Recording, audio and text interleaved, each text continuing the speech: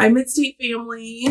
We just wanted to pop on here just to explain a couple things about the difference between microblading and what I do, which is micropigmentation. So there's a couple different reasons why I picked micropigmentation over microblading. I just want to start off the video by saying this is just my opinion. I've done a lot of research, I've done a lot of classes and conferences, and this is just the way that I thought was better for the skin in the long run compared to microblading. That being said, I think microblading is beautiful. I think it's, right for some people, and that's awesome. So this is just my opinion. So I don't want you people to come for me, okay? Okay, so the difference between the two, the main difference between the two is microblading is done with a tool. It kind of looks like a pin, and then you put little blades on the end. And what that does is when they dip it into the pigmentation and then they cut the skin open and it makes a hair stroke. And it's beautiful. It is absolutely beautiful if it's done correctly. I think the misconception between microblading and micropigmentation is that microblading doesn't last as long. I think it depends on the technician and how heavy-handed they are. If they're really heavy-handed, that pigmentation can go down to the dermis and it can stay there for a very, very long time, years. Just like micropigmentation can with an actual tattoo machine, safe for the face. I think that's just a little bit of misunderstanding with microblading versus micropigmentation. So it's beautiful. The reason that I don't personally do microblading is that it actually injures the skin. You're actually cutting that skin open. And the more you do that, the more treatments you get done, the more scar tissue you're building in that tissue. So once that tissue has so much scarring done, that pigmentation cannot live in that tissue anymore because that tissue is dead. So, when you start doing this at a very young age, you're cutting that skin open over and over and over again. It's going to create dead tissue. It's going to create scar tissue. So, the more we age, the more we're going to need, brows tattooed on or microbladed on. And that's just not going to live in that tissue anymore. So when you really, really, really need your brows done when you're older and you have no hair, hair growth anymore, it's going to be very hard for that to maintain in that skin. So I try to kind of stay away from very young patients to do micropigmentation on, just because we don't want to create that scar tissue at a very young age and then keep doing that over and over again, because you're just, you're creating that scarring in the skin.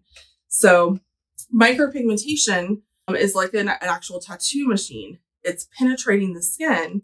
So instead of cutting the skin open with a blade, you're actually penetrating the skin with a super, super nano needle. It's the tiniest needle they've ever made. So it's actually penetrating the skin. Now we can do a hair stroke with that, and it looks very, very similar to microblading. So, we can do the hair strokes with that. The other thing with microblading is not everybody's a candidate. A little bit more mature skin, a lot of times, that texture of the skin, the thinness of the skin, wrinkles, fine lines, pore size, all of that plays a factor in if you're a candidate for microblading or not. Majority of the time, I try to lean my patients towards micropigmentation in a more powdered brow. So it's actually a more filled in brow. So it just looks like you filled it in with a pencil, but a little bit softer. Lasts longer, than hair stroke does. But the thing with either microblading or micropigmentation, everything plays a factor in those techniques. Whether you're out in the sun every day, on the weekends, product you're putting on the skin, how rough you are with your skin, medications, thyroid issues, any of those kind of things that are going on with your skin internally and externally are going to play a factor of how long it's going to last. So, we use the word permanent very loosely because when you look at the skin, and it's a couple years down the road, it's not as potent as it was when you first got it done. Unfortunately, that pigmentation is still down in the skin. You just can't see it on the top. So it's always going to be there. You can't ever get rid of it. But, we can touch up every few years to make it look nice and crisp as much as you want it to. So I think the biggest difference between the two is, the injury that we're doing to the skin, the scarring that we're doing to the skin. Like I said, both are beautiful. I love microblading. I think it's beautiful. I just prefer the micropigmentation versus that, just because I'm trying to, you know, protect the skin from as much injury as we can do. So I think the micropigmentation is just a better option.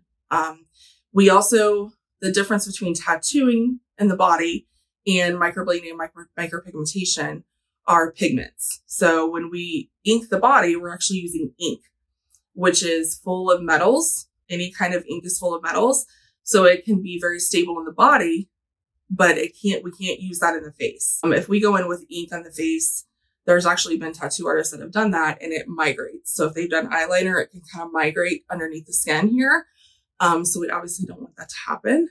So we use pigment, which is a lot safer for permanent makeup, either microblading or micropigmentation.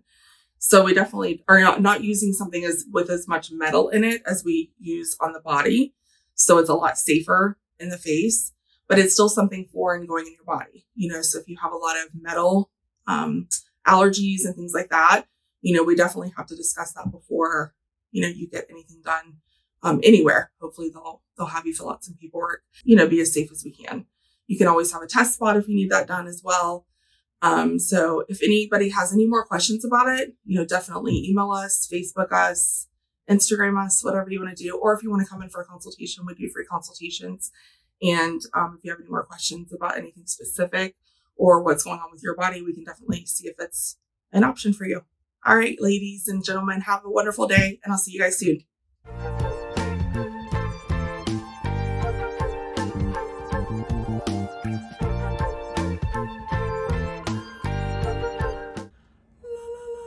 kidding. I might put that in. Right.